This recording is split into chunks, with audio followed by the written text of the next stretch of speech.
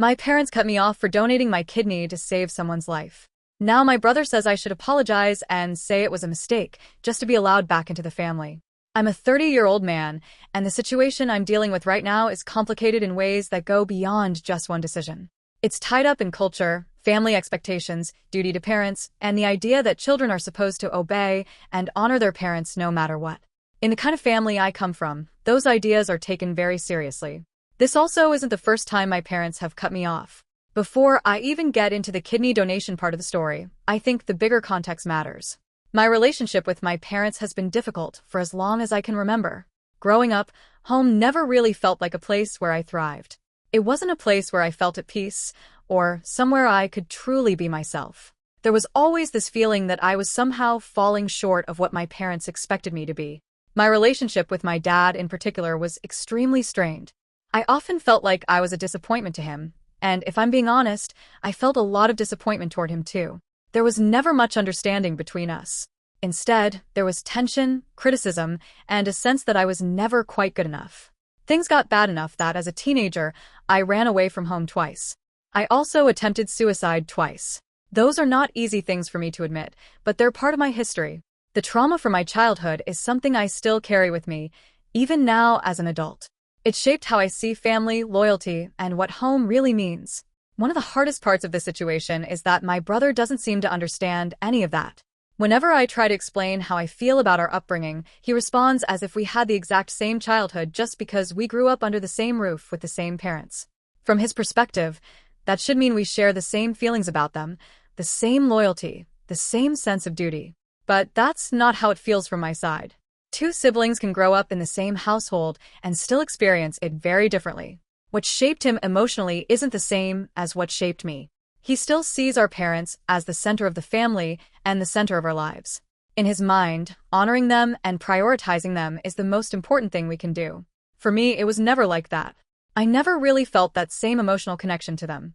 It's not that I hate them or wish them harm. It's just that I never felt the kind of bond that my brother seems to think should exist automatically. That difference between us has caused a lot of conflict over the years. About 12 years ago, my parents cut me off for the first time. The reason was that they didn't accept the person I was with at the time. She wasn't from our culture, and in my parents' eyes, that alone made the relationship unacceptable. Not long after we started dating, she became pregnant. It happened about 3 months into the relationship. Instead of panicking or walking away, we both decided to step up and take responsibility. We were young, but we were also adults legally and capable of making our own decisions. My parents did not see it that way. For them, it was a betrayal of family expectations and cultural traditions. The fact that my partner came from a different background only made things worse in their eyes. They disapproved strongly, and eventually they cut me off completely. For the next 12 years, I lived my life without them. During that time, I built my own world. I focused on being a parent, building relationships, and creating a life that was separate from the expectations I grew up with. Over time, I got used to living without their approval or involvement. It wasn't easy, but it became normal for me. Eventually, after more than a decade, I reconnected with them. The reconnection happened slowly, and for a while it seemed like maybe things could improve between us. I even visited them and stayed with them for a couple of weeks. It felt like maybe we were finally reaching a point where we could move forward. Shortly after I returned home from that visit, something important happened in my life. For years, I had been thinking about donating a kidney to help someone in need. The person who eventually received it was my best friend's mother. She was dealing with serious kidney failure, and the situation was becoming more and more critical. My decision to donate wasn't something I made suddenly. I had thought about it for a long time, weighing the risks and the impact it could have on my life. It wasn't about trying to be seen as a hero or doing something dramatic for attention. I made the decision because I genuinely believed it was the right thing to do. To me, if someone's life can be saved and I have the ability to help, that matters more than almost anything else. I understand that not everyone would make that choice, and I don't judge people who wouldn't. It's a serious medical decision, and it carries risks. But after years of thinking about it, I felt certain that it was something I wanted to do. So I went through with the kidney donation. And despite everything that has happened since, I still don't regret that choice. The real conflict started when I told my parents about the kidney donation. Up until that moment, I hadn't really thought about how they might react. In my mind, it was something I had carefully considered for years. I had gone through the medical evaluations, The risks had been explained to me in detail, and I had made the decision as an adult who understood the consequences. I didn't see it as reckless or impulsive. I saw it as helping someone who otherwise might die. But when I told my mother, her reaction was immediate and explosive. She got angry right away. Not worried or concerned in the way you might expect from a parent, but angry. She started saying things like, "Why do you keep doing this? Stop it. Stop letting people walk all over you." At one point, she even said something like, "I should pull my hair out." I tried to explain to her calmly that this woman could have died, that her kidneys were failing, and that she didn't have many options left.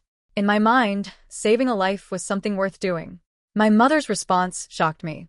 She said, "Then let her die. I'll go kill her myself. She and her whole family are abusing you." They're all laughing about it now. Hearing those words come out of her mouth stunned me. I didn't even know how to respond. It's one thing for someone else to say something cruel like that, but hearing your own mother say it hits in a completely different way. It's the kind of thing that leaves you speechless for a moment. About 20 minutes later, my father called. His reaction was similar, but somehow even harder for me to deal with.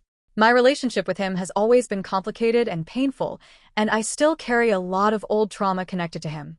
Hearing his voice on the phone already made me tense up before the conversation even started. He didn't hold back. He shouted at me, called me useless, blamed me for everything, and started mocking the decision I had made. He said that they had cut me off before, and that now they were going to do it again. According to him, all of this was my fault. Then he hung up. That was the last direct contact I had with either of them. Since then, they haven't reached out again. Not once. Instead, they try to pressure my siblings into cutting contact with me as well. My brother, who is 35, refused to do that. He told them he wasn't going to stop talking to me, which I do respect him for. I'm grateful that he didn't go along with that part of their reaction. But even though he still talks to me, we've been clashing a lot over this situation. From his perspective, I'm the one who made the mistake. He keeps explaining it through the lens of our culture. In the way we were raised, there's a very strong belief that parents hold a certain authority and position that children are supposed to respect no matter what. Parents are not expected to come back to the child after conflict. The child is supposed to return to the parents. According to him, that's just the way things work. He says that I think like an outsider now, not like someone from our culture anymore. He reminds me that our mother carried me for 9 months, that our father sacrificed everything for us and worked to provide for the family, that they raised me and gave me the life I have. From his perspective, that creates a debt that can never really be repaid. He believes that because of that debt, I owe them loyalty and obedience, even when I disagree with them. He says that when they cut me off, it wasn't really their decision, it was mine. In his mind, I made choices that I knew they could never accept, so I forced them into reacting the way they did. His solution is simple. If I want to have a relationship with them again, I need to be the one to call them. I need to apologize in some way and smooth things over. Not necessarily because I believe I was wrong, but because saying the right words will calm them down and allow the relationship to continue. He keeps telling me that I shouldn't expect them to contact me first, because that will never happen. And logically, I know he might be right about that. I understand the cultural logic behind what he's saying. I know that in the system we grew up in, the responsibility is placed almost entirely on the child. The parent is rarely expected to admit fault or reach out first. That's just how things work in that environment. From his perspective, this isn't about pride or fairness. It's about loyalty and duty. But even understanding all of that doesn't change what actually happened. My parents didn't just calmly disagree with my decision. They didn't just say they were worried about my health or that they didn't understand why I would take such a risk. They insulted me. They blamed me. They mocked me. And then they cut me off completely because I donated my kidney to save someone's life. That's the part one can't get past. Even if they were scared, even if they were angry or frustrated, even if they genuinely believed I was making a mistake, they still chose to respond in the harshest way possible. And now my brother is asking me to go back to them and say, in one way or another, that it was a mistake. Not necessarily because it was, but because saying those words would restore peace. In other words, he wants me to lie. He wants me to belittle myself in front of them and act as if my decision to help someone was something shameful. To step over my own values, my pride, and the principles that led me to make that choice in the first place. I don't think what I did was a mistake. And if I were faced with the same situation again, I would make the same decision without hesitation. I know that might sound extreme to some people. Donating a kidney isn't something most people would even consider unless it was for a close family member. But to me, the logic behind it is actually very simple. If a life can be saved and I'm able to help, then helping feels like the right thing to do. When I try to explain this to people, I often compare it to a situation most of us can imagine. If I saw a mother standing outside a burning building, screaming that her baby was trapped inside, I wouldn't stop to calculate whether risking my life would upset my parents. I wouldn't pause to ask myself whether my family would approve of me running into that building. I would just run in and try to save the child. That instinct to help when you're able to is how I see this kidney donation too. The circumstances are obviously different, but the principle feels the same to me. Someone needed help to stay alive. I had the ability to help, so I did. My siblings keep asking me the same question over and over again. Was it worth losing your parents over? And if I absolutely have to answer that question honestly, the answer is yes. Yes, 1,000,000 times. Not because I wanted to lose my parents, not because I think losing family is some kind of victory, but because the act itself, helping save someone's life, is something I still stand by completely. From my perspective, I didn't choose parents or kidney. I chose to help someone who needed it. They chose what came afterward. At the same time, I'm not naive about the situation. I know that reconciliation might technically be possible if I wanted it badly enough.